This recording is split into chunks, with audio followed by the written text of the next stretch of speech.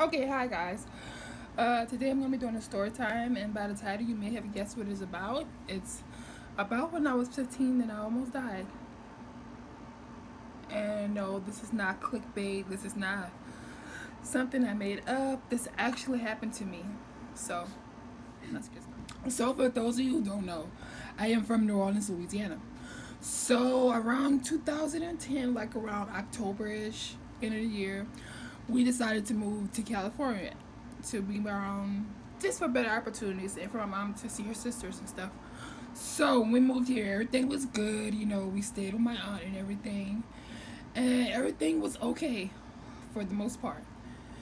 Well, for the majority of my life, TMI, but my periods have always been heavy. Like I would bleed for months at a time. So my mom finally took me to the doctor to go and figure out what they can do for me to make it stop. Sorry. So they put me on birth control pills, and then when that didn't work, they put me on birth control shots. And that, when you get on birth control, that makes your periods just disappear. So I didn't have. So I guess they thought that that worked. So so after a while, everything was okay. I was going to school out there, whatever, and I just started getting like really, really sick. Like my mom would have to come and get me from school like 24/7 because I would always complain of chest pains or like dizziness or my stomach was hurting or everything. So we didn't have a car then, so my mom would have to like catch the bus, come get me, then catch the bus back because at the school I was at, you couldn't just leave. Your parents had to come and get you. So she had to come catch the bus and get me. We go and then we get back on the bus and go back home. So finally, mom was like, wait, I left the part out that around this time I was like 290, pushing 300. So around this time when I was sick and I stopped eating as much. Like, whatever I eat, it will always come back up. Like burgers, French fries, soups, whatever. So it was so bad to the point where my mom had to make me milkshakes 24/7 just to get that down. Then after a while, that stopped going down too. So we started going to the doctor, which was like a 2 hour bus ride. Yeah. It was a 2 hour bus ride. We would go to the doctor, and they'll always tell me, oh, everything seems okay. She may be doing it because she doesn't want to be here. Oh, she's faking it. Bitch, right? Why would I fake being sick? Why would I have my mom come to school every day because I'm faking being sick? Like, bitch, what? So I went and went and went. I used to go literally every day. So after a while, I was like, I'm not going back. Mom had to force me. I was like, I'm not going back for them to tell me that, that, that I'm lying about something. So one day, my mom, we went to the doctor. Mom was like, okay, look, something is wrong with my child. She doesn't lie about anything like this. If she's not sick, she's not sick. But if she says she's sick, it takes a lot for her to actually explain. Because, like, when I'm not feeling good, it takes me a lot for me to actually express it. So there was like, well, we don't see anything wrong, so we don't know what to do. So my mom was like, wait, my daughter, she took birth control recently to help regulate her periods, and it was like, oh, okay, well, we'll see. And then they did a CAT scan on me. Come to find out, when they did a CAT scan, I had blood clots all in my lungs. Like it was a boatload of them in my lungs. And they said if my mom would never been so consistent and making me come, uh, I would have died. So they, I was the emergency patient. They hurried and brought me up into the.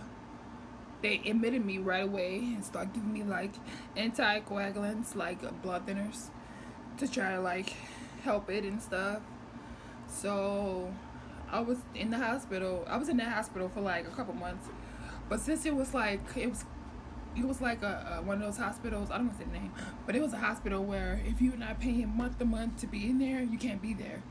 So I got transferred from that hospital to another hospital when they was doing the same thing, giving me that, and they still couldn't figure out why I wasn't able to eat. So they were just focusing on the blood clots and stuff. So this other hospital movement, I swear on my life, I hate this hospital so much. So, disclaimer: I'm not trying to be racist or anything, but it was a hospital in like Koreatown. I don't know if it's Koreatown or Chinatown, but it was a lot of Asian people in that hospital. Hospitals full of Asian people. So, and you had to share rooms in that hospital. So, I shared a room with this older Asian lady that screamed 24/7. And I was in that hospital for like 3 months. And she screamed 24/7. And then the TV didn't have any cable. So I was literally watching Chinese soap operas 24/7. 7 days a week. All day, all night. It was so annoying.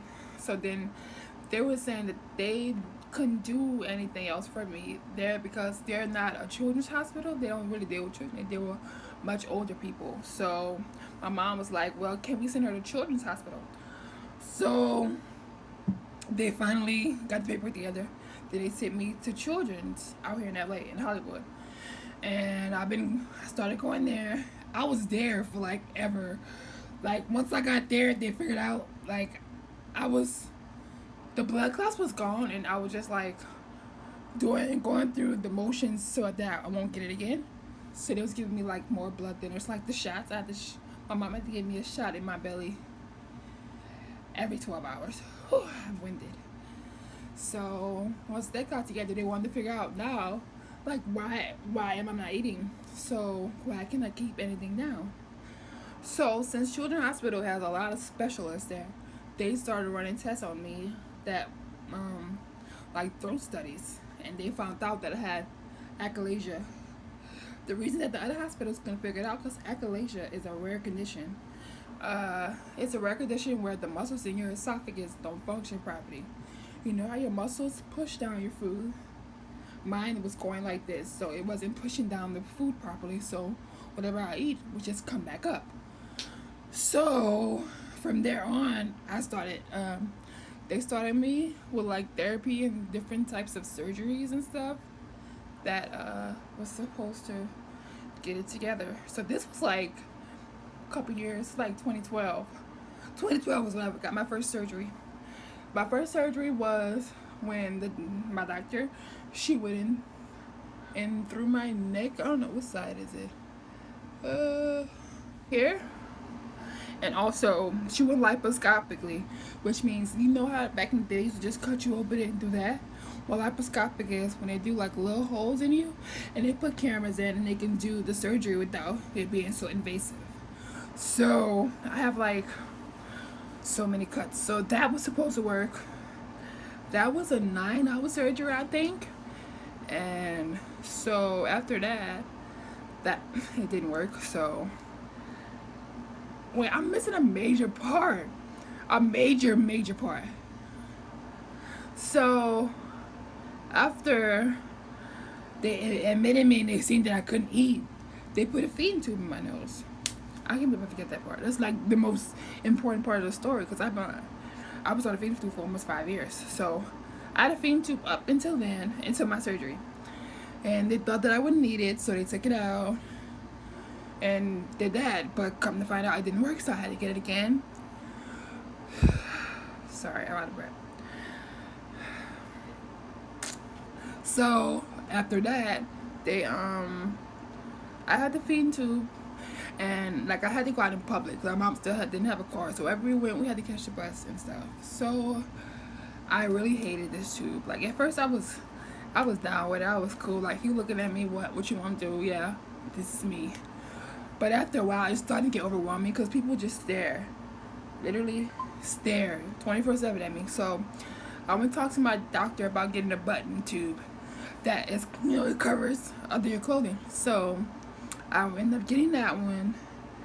It's called the G tube, and this was the NG tube. So I had a G tube, and so after that, they started doing different surgeries called dilations and Botox in my esophagus too, where they would put a balloon in my esophagus, blow it up, and then put Botox in it to like make it work. I got that for like a couple years, and then that didn't work. So, and then I can't remember my second surgery. I legit don't know what it was. I have no clue what my second surgery was. Yeah, I don't know. But my third surgery was my biggest surgery. It was like, I think it was 9 hours too, like the other one. But it was a gastric pull-up where my doctor took my stomach, pulled it up, cut off the bad part of my esophagus, and made my stomach into my esophagus. This made me able to eat. It was supposed to make me able to eat and everything. So I got this done. At first, it really didn't work for me. I was like, oh, this one doesn't work either. So, but like after a couple months, I was able to eat soups. I was able to drink water, my own freaking saliva, because I didn't mention that I couldn't even swallow my own saliva. I would have to spit it out because it wouldn't go down. And sorry, I'm so winded. Like after this, I forgot. After my last surgery, like after I had like fluid in my lungs, so I had got 2 chest tubes, and ever since then, it's like I get winded so quick.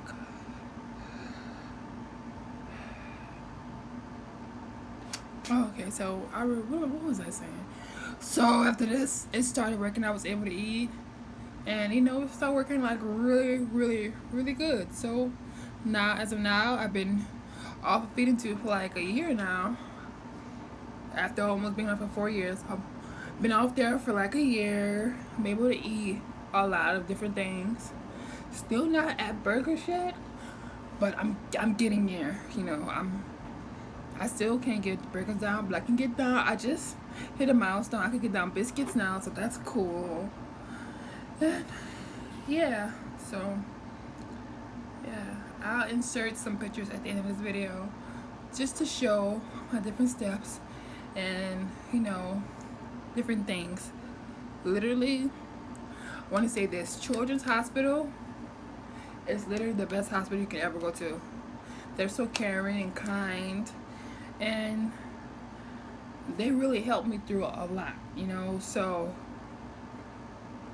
they, like, when you're in there, it doesn't feel like a hospital because they make it so like a happy atmosphere. People come in your room and sing to you. People come and like bring you different games and stuff just to do, it's a real nice atmosphere.